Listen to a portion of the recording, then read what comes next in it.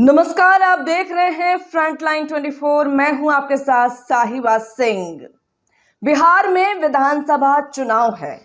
इसी बीच तमाम पार्टियां अपनी अपनी ओर से तैयारियों में जुटे हैं, तैयारियों में लगे हैं और जदयू ने हाल ही में एक बड़ा फैसला लिया है।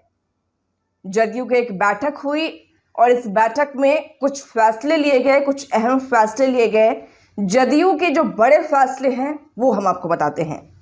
जदयू नीतीश कुमार के 20 साल के शासनकाल के उपलब्धियों को जनता तक पहुंचाएगी, घर घर जाएगी और जदयू नीतीश कुमार की उपलब्धियों के बारे में, उनके कार्यकाल के दौरान 20 वर्षों के दौरान जो भी कार्य किए गए हैं, जो भी उपलब्धियां हैं वो बताया जाएगा, जो वोटर हैं लोगों तक पहुंचाया जाएगा और उसका एक बुकलेट भी बनाया जाएगा।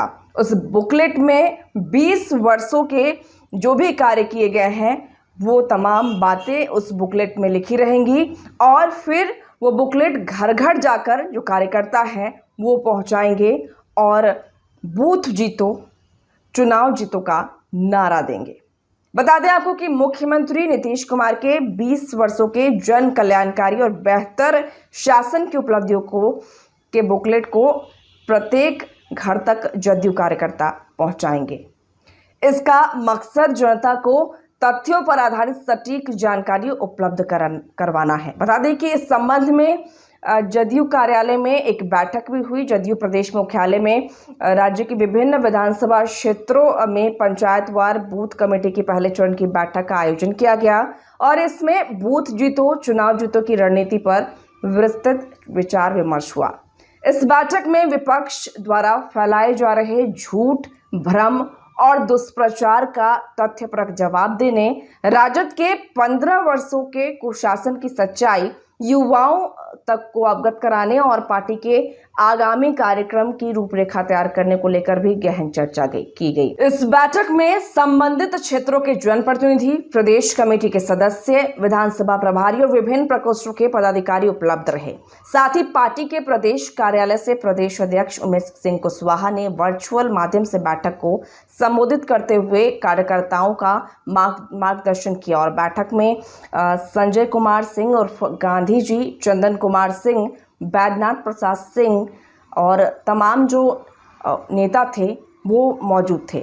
बता दें कि इस बैठक के माध्यम से चुनावी रणनीति तैयार की गई। बिहार में इसी साल विधानसभा चुनाव है और जदयू अपनी ओर से कोई भी कोर कसर छोड़ना नहीं चाहता है।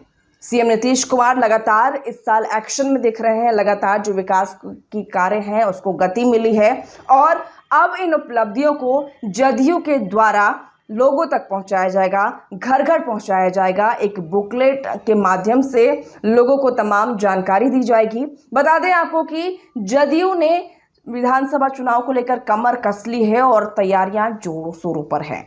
इस अभियान में जदयू के बड़े नेता, कार्यकर्ता और कहें कि वरिष्ठ नेता भी जुड़ेंगे और लोगों तक जुड़ने की कोशिश करेंगे और साथ ही इसमें यह भी कोशिश की जाएगी कि विपक्ष के द्वारा जो भ्रम और झूठ फैलाया जा रहा है उसके बारे में भी तथ्यपरक जवाब तैयार किया जाएगा। और ये जो कार्यक्रम है वो तमाम विधानसभा क्षेत्रों में होगा और उन क्षेत्रों में बूथ जीतो चुनाव जीतो का नारा भी दिया जाएगा।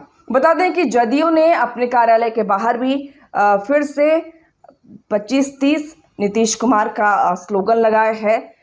फिर से 25-30 में नीतीश कुमार आएंगे, ये स्लोगन लगाया गया है। एक तरीके से जदयू की ओर से प्रचार प्रसार का जो दौर है वो जारी है। बता दें कि इस को अगर हम देखें कि जदयू ने एक नई रणनीति बनाई है घर घर तक जाने की, ये कहीं ना कहीं इससे जोड़ के देखा जा रहा है कि हाल के कुछ ही दिनों में पहले बता दें आपको कि केंद्रीय गृह मंत्री अमित शाह ने सीएम के चेहरे को लेकर एक विवादित बयान दिया था, जिसमें उन्होंने कहा था कि अभी फिलहाल चुनाव के बाद फैसला लेंगे कि सीएम कौन होगा। हालांकि उन्होंने ये भी कहा था कि सीएम नीतीश कुमार के नेतृत्व में ही चुनाव लड़ा जाएगा, बिहार का विधानसभा चुनाव लड़ा जाएगा।